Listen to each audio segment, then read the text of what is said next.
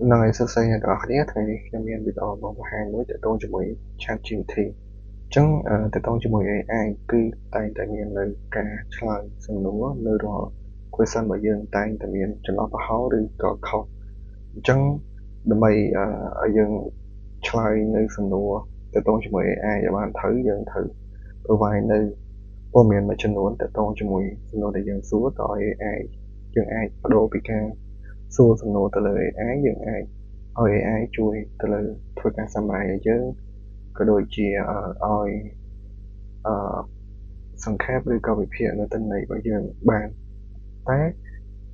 យើងកុំសួរសំណួរ what is this what is that ទៅលើ AI ព្រោះ AI វាមានមុខងារមួយនៅក្នុងការ generate ឬក៏ summary ប៉ុណ្ណោះវាមិនមែនជា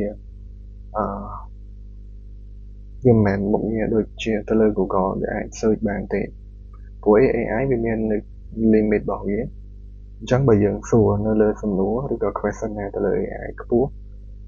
ហូរពីសមត្ថភាពរបស់ AI វានឹង provide នៅព័ត៌មានមិន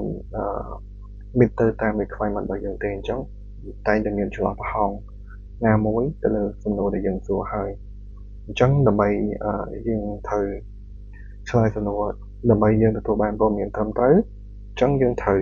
provide document ឧទាហរណ៍ដូចយើងចូលទៅ Google យើង search មើលព័ត៌មានមួយចំនួនទាក់ទងជាមួយ requirement ដែលយើងចង់បានបន្ទាប់មកយើងផាសទៅលើ AI អញ្ចឹងឲ្យ AI ជួយ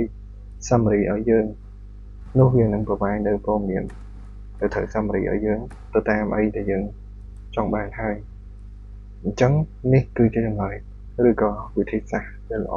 ក្នុងការប្រើប្រាស់ AI បើសិនបើអ្នកនរគ្នាចូលចិត្តនៅវីដេអូរបស់ខ្ញុំសូមជួយចុច Subscribe ដើម្បីទទួលបានវីដេអូថ្មីៗជាបន្តបន្ទាប់ទាក់ទងជាមួយបច្ចេកវិទ្យាផ្សេងៗអរគុណ